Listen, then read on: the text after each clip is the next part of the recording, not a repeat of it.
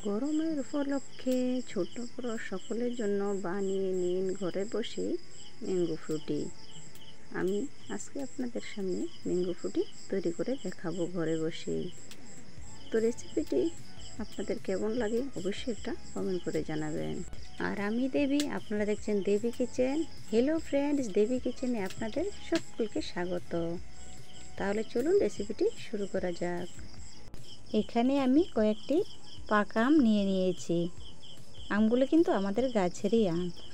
এখন আমগুলোকে আমি খোসা ছাড়িয়ে নিচ্ছি। এই আমগুলো দিয়ে দারুণ একটা সুস্বাদু আপনাদের রেসিপি তৈরি করে দেখাবো।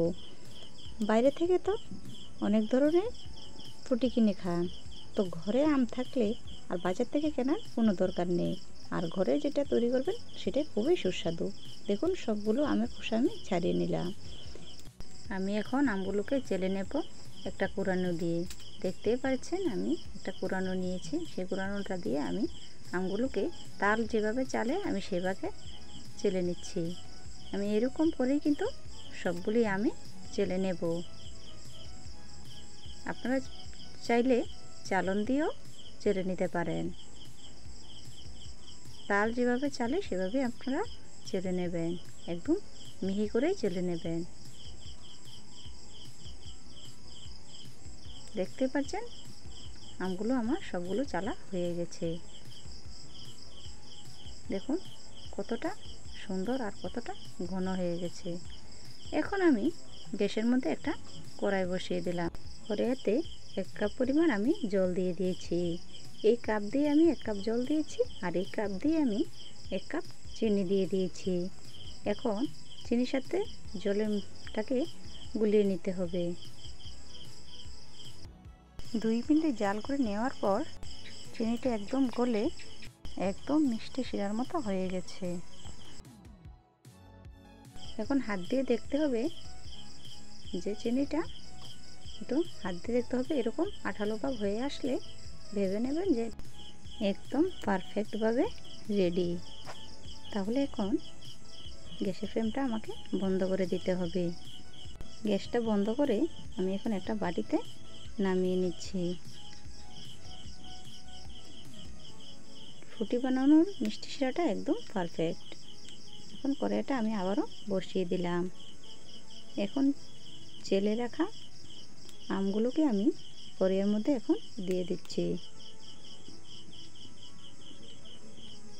বন্ধুরা, আমি যেভাবে ফ্রুটিটা বানাচ্ছি আপনারা একদমই স্টেপ বাই স্টেপ ফলো করবেন, একদমই স্কিপ করবেন না। আপনারাও বাড়িতে অবশ্যই বানাতে পারবেন।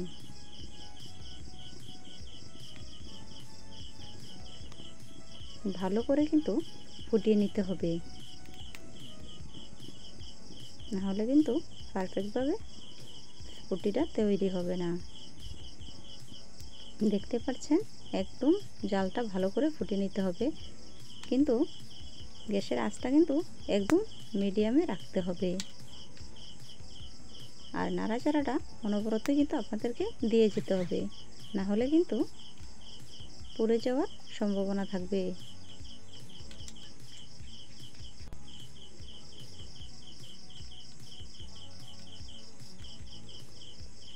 এরকম করে কিন্তু মিনিমাম 5 থেকে 7 মিনিট পর্যন্ত জাল করে নিতে হবে, তাহলেই কিন্তু ফ্রুটির মিশ্রণটা পারফেক্ট হবে। আর বেশিক্ষণ জাল করব না। এখন গ্যাসটাকে আমি বন্ধ করে নামিয়ে নেব।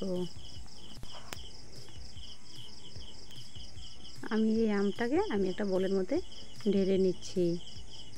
ঠান্ডা হওয়া পর্যন্ত আমাকে অপেক্ষা করতে হবে। আমি এখন প্যানের নিচে দিয়ে ঠান্ডা করে নেব। 5 মিনিট ঠান্ডা করে নেওয়ার পর আমি একটা চালন দিয়ে আবার ওই আমগুলোকে ভালো করে চেলে নিচ্ছি।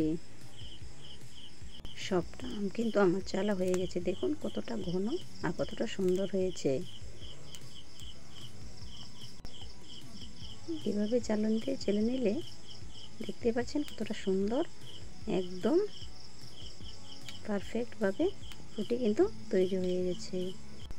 এখন যে চিনিটা আমি গুলে রেখে দিয়েছিলাম, এটা আমি এখন আমের সাথে মিশিয়ে নেব। মিশিয়ে নিলে তৈরি আমার এই ম্যাঙ্গো ফ্রুটি রেসিপি। যদি আপনাদের ভালো লেগে থাকে তাহলে প্লিজ একটা লাইক করে দেবেন, আর কেমন হয়েছে অবশ্যই কমেন্ট করে জানাবেন।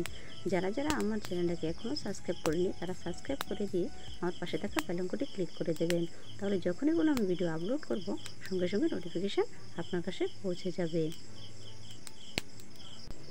আমি এখন সবগুলোকে বোতলের মধ্যে ভরিয়ে নেব।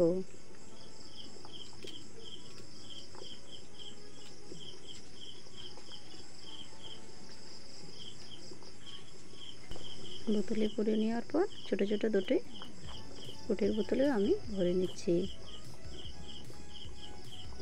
এখন দুটো গ্লাসের মধ্যে নিয়ে নিচ্ছি।